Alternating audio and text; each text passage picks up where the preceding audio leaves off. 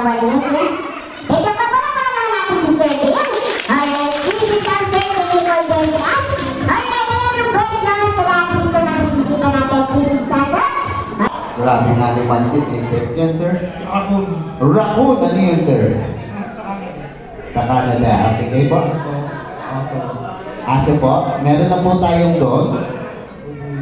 Bubuyog. O, bala ka, problema mo na. Hamster. Lion. Ibon or bird. May bird na ba?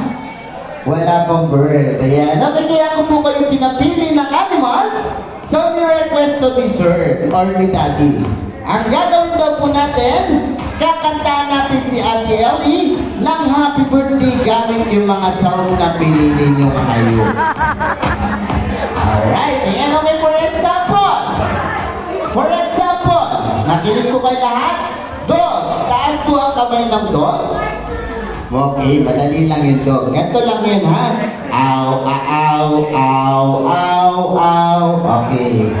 So, once again, nasan yung bubuyog? Bala ka, problema mo yan. Nagtitrip na ako, nagtitrip ka pa rin eh. Joke lang. Okay po, once again, consequence lang natin yun. Okay, so ang gagawin natin, maglalaro tayo ng hep hep, hooray! Pag natalo kayo, automatically, gagawin natin yung pinagagawa ni Sir or ni Daddy. Okay? So, ready na tayo. Ready? Ready? 1, 2, 3, go!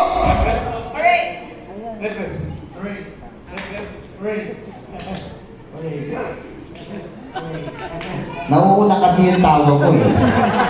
Mamaya na tayo natawa, ha? Okay, sige, ito muna. Go!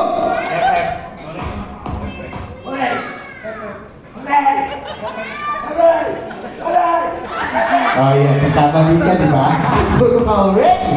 So, yan na lang pinili mong animals? Bubuyog. Ang aga mong bubuyog.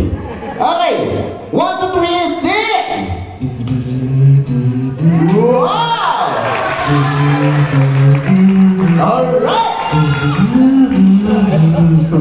Huwag ka tumawa. Yan! Palakpakan naman natin si Sir! Wow, very good!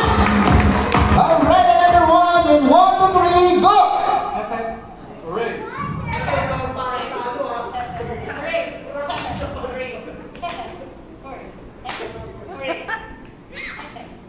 Hindi ka nakangiti, mami, ha?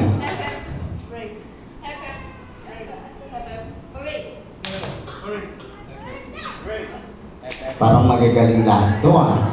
Kamali ako ng panis. So, ito na lang. Di ba? Kahit alam naman na natin yung hepe puree, so gagawin ko, papalitan na lang natin siya, ha? Parang hepe puree rin.